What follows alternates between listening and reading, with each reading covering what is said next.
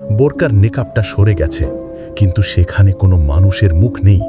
চামড়াগুলো ঝলসানো, মাংস খসে পড়ছে, আর তার চোখের কোটরে কোনো মণি নেই, শুধু দুটো সাদা গর্ত।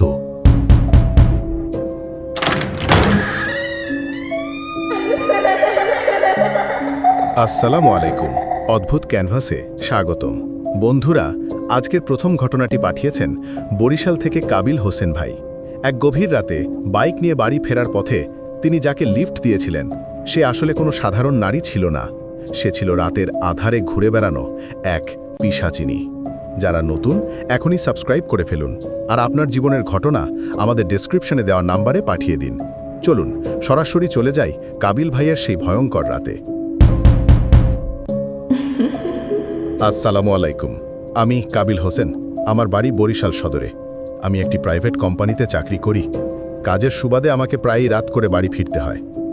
আমি ভূত প্রেত খুব একটা বিশ্বাস করতাম না, কিন্তু সেই রাতের ঘটনা আমার জীবনের সব বিশ্বাস, সব সাহস ভেঙে চুরমার করে দিয়েছে।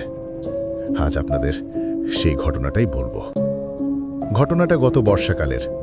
দিনটা ছিল বৃহস্পতিবার।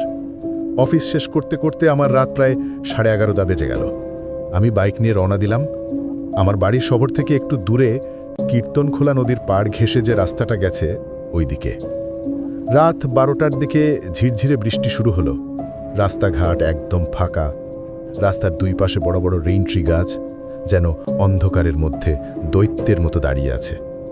স্ট্রিট লাইটগুলো সেদিন জ্বলছিল না, শুধু আমার বাইকের হেডলাইটের আলোটুকুই ভরসা।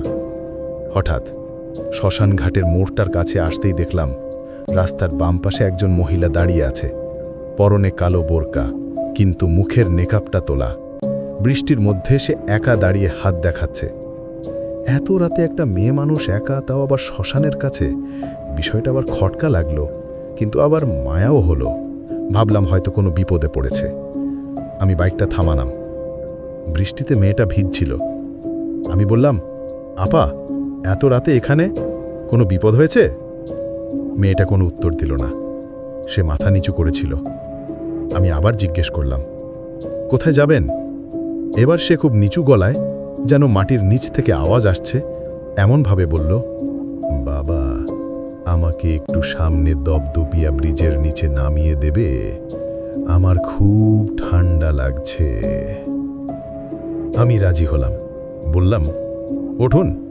সে বাইকের পেছনের সিটে বসল, কিন্তু সে বসতেই অবাক কাণ্ড, আমার বাইকটা হঠাৎ অসম্ভব ভারী হয়ে গেল। মনে হলো যেন পেছনে 50 কেজির মানুষ নয়, 5-6 জন মানুষ একসাথে চেপে বসেছে। আমি বাইক সোজা রাখতে পারছিলাম না। টায়ারটা মনে হলো দেবে যাচ্ছে। আমি ভাবলাম হয়তো মনের ভুল বা ক্লান্তির কারণে এমন লাগছে। আমি বাইক স্টার্ট দিলাম। বাইকটা গোঙাতে গোঙাতে চলতে শুরু করলো। কিছু দূর যাওয়ার পর বাতাসের সাথে একটা উৎকট গন্ধ আমার নাকে এলো, পচা মাংসের গন্ধ, যেমনটা কোনো মরা কুকুর বা বিড়াল পচে গেলে হয়। গন্ধটা এত তীব্র যে আমার বমি আসার উপক্রম হলো। আমি ভাবলাম আশেপাশের কোনো ডাস্টবিন থেকে আসছে, কিন্তু যতই সামনে যাচ্ছি গন্ধটা ততই বাড়ছে। হঠাৎ অনুভব করলাম আমার ঘাড়ের কাছে অসম্ভব ঠান্ডা একটা হাওয়া লাগছে। মনে হচ্ছে কেউ আমার কানের একদম কাছে মুখ নিয়ে ভুঁ দিচ্ছে। আমি সাহস করে বললাম, আপা, আপনার কি শরীর খারাপ লাগছে? সে কোনো উত্তর দিল না, শুধু একটা অদ্ভুত শব্দ করল, গড়গড় গড়গড় গড়গড়। শব্দটা মানুষের গলার মতো না, যেন কোনো হিংস্র প্রাণী গলার ভেতর গড়গড় করছে। আমার হাত পা ঠান্ডা হয়ে এলো। আমি বাইকের স্পিড বাড়াতে চাইলাম, কিন্তু বাইক চলছে না। ইঞ্জিনটা যেন আর্তনাদ করছে। কৌতূহলী হয়ে আমি লুকিং গ্লাসে তাকালাম, এবং যা দেখলাম আমার রক্ত পানি হয়ে গেল। বোরকার নেকাবটা সরে গেছে, কিন্তু সেখানে কোনো মানুষের মুখ নেই।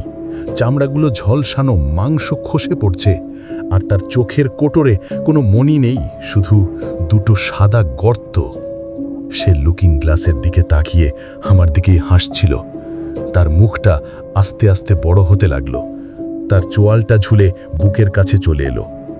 সে আমার কানের লতিটা চেটে ফিস করে বলল, জোরে চালা কাবিল, আজ তোকে কবরে নিয়ে যাব, তোর তাজা কলিজাটা খাবো। আমি ভয়ে চিৎকার করে বাইক থামিয়ে দিলাম। আমি বাইক ফেলে দৌড়াতে চাইলাম, কিন্তু বাইকটা পড়ল না। বাইকটা স্ট্যান্ড ছাড়াই সোজা হয়ে দাঁড়িয়ে রইল। আর ওই মহিলাটা, সে আস্তে আস্তে বাইকের সিট থেকে শূন্যে ভেসে উঠল। তার হাতগুলো লম্বা হয়ে আমার দিকে এগিয়ে আসতে লাগলো। আমি তখন সূরা ইখলাস আর আয়াতুল কুরসি পড়তে পড়তে উল্টো দিকে দৌড় দিলাম। আমি কাদার মধ্যে পড়ে গেলাম, আবার উঠলাম। আমার মনে হচ্ছিল পেছন থেকে সে আমাকে ডাকছে, যেও না, যেও না। তার সেই পৈশাচিক হাসির শব্দে পুরো এলাকা কাঁপছিল। আমি এক দৌড়ে প্রায় 2 কিলোমিটার দূরে এক মসজিদে গিয়ে ঢুকলাম। মসজিদের ইমাম সাহেব আমাকে দেখে পানি খাওয়ালেন। আমি জ্বরে কাঁপছিলাম। পরের দিন সকালে গিয়ে দেখি আমার বাইকটা শ্মশান ঘাটের সেই মোড়েই পড়ে আছে। বাইকের সিটে নখের বড় বড় আঁচড় আর চাপ চাপ রক্ত লেগে আছে। ওই ঘটনার পর আমি বাইক বিক্রি করে দিয়েছি। আজ আমি আর রাতে একা বেরোই না। কিন্তু ভাই, এখনো গভীর রাতে জানালার বাইরে তাকালে মনে হয় সেই বোরকা পরা ছায়া মূর্তিটা আমার বাড়ির গেটে দাঁড়িয়ে আছে, আমার অপেক্ষায়।